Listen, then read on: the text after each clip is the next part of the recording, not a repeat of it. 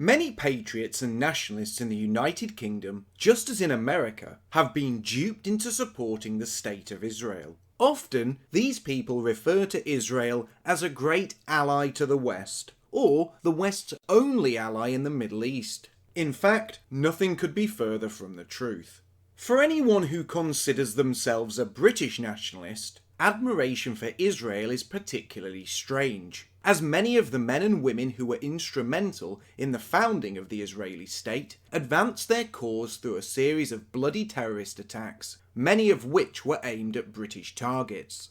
One particular individual, and the terrorist group he led, was central in the formation of the Zionist state. That man was the terrorist Menachem Begin, and the group he led was Irgun. But what should be particularly noteworthy to British nationalists is that Menachem Begin and Irgun murdered over 150 British citizens, as well as wounding over 500 others, most of which were British service personnel.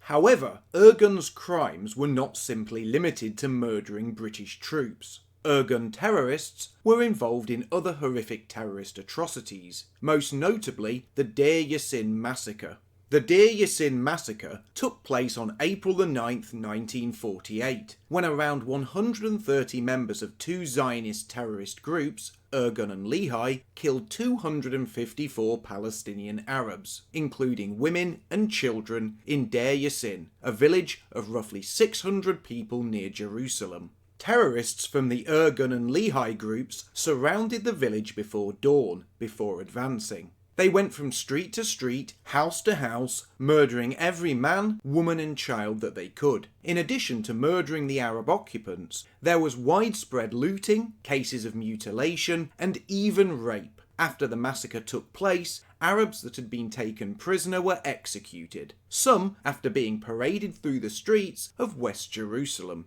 Yet Menachem Begin, a man involved in the deaths of dozens of British troops, and the man who led a group of Irgun terrorists as they massacred, raped and tortured women and children in Deir Yassin, was elected as the 6th Prime Minister of Israel and served in office between the 21st of June 1977 and the 10th of October 1983. But despite rising to the highest elected office in Israel, Menachem Begin was known to the British government as a terrorist, and in the 1950s he was on a UK blacklist, and as a result was banned from entering the country. The UK government classified him as, and I quote, the leader of the notorious terrorist organisation Irgun, end quote.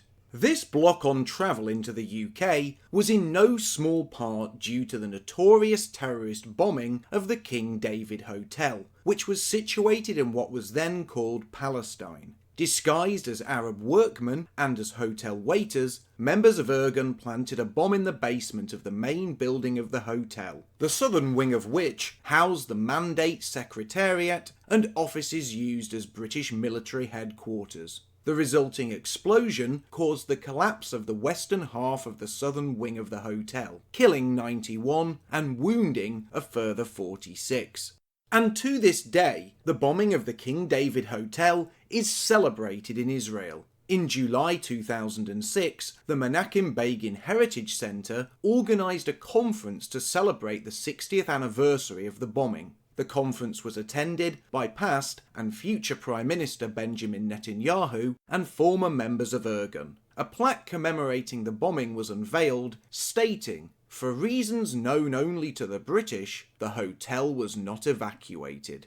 Not only do leading Israeli politicians still celebrate this atrocity, but they have the audacity to blame the British for the deaths. However, the wording on the plaque was later changed to, and I quote, "Warning phone calls has been made to the hotel, the Palestine Post and the French consulate, urging the hotel's occupants to leave immediately. The hotel was not evacuated, and after 25 minutes, the bombs exploded. To the Irgun's regret, 92 persons were killed." End quote.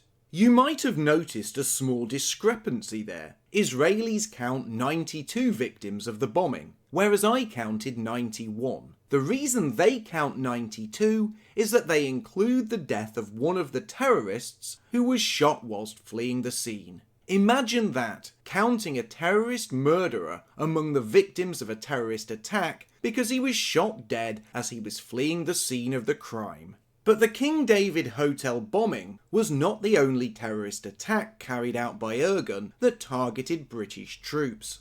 In 1946, Irgun killed 49 British soldiers and 28 British policemen, some of them while they were sleeping in their tent in a military car park in Tel Aviv.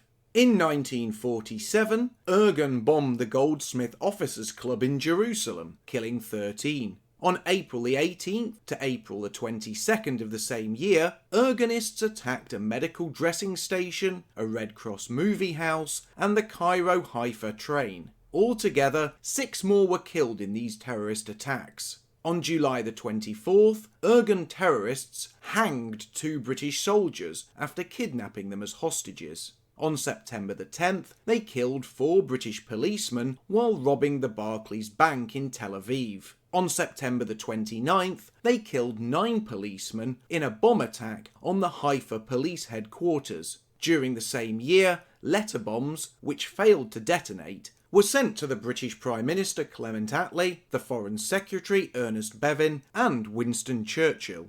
In 1948, after Britain announced it was giving up its mandate in Palestine, Irgun and other Zionist terrorist organisations killed 37 British soldiers and airmen. Many of these horrific crimes have been almost airbrushed from history, their victims forgotten. In fact, in the case of the Deir Yassin massacre, despite the kill count of 254 being the number stated by Irgun terrorists in the wake of the attack as they gloated over the massacre, today Israeli scholars have repeatedly questioned these numbers and revised them downward, with some Israeli sources even going as far as to claim that the massacre never happened at all. So next time you hear a supposed British nationalist talking about how much they support British service personnel, and in the same breath praising the state of Israel, maybe you can put them straight. Israel was not simply founded by peaceful settlers who wanted their own place in the world. The Zionist state was carved out in blood by terrorist groups who not only massacred and raped Palestinians, but also routinely murdered British troops. And the leader of these terrorists, Menachem Begin, he went on to be rewarded and honoured for his crimes by the people of Israel when they elected him as their 6th Prime Minister. When Begin died in 1992, an estimated 75,000 people attended his funeral. To this day, he is seen as a hero to the Israeli people, and the aforementioned Menachem Begin Heritage Centre exists as an official state memorial to celebrate his achievements and preserve his legacy.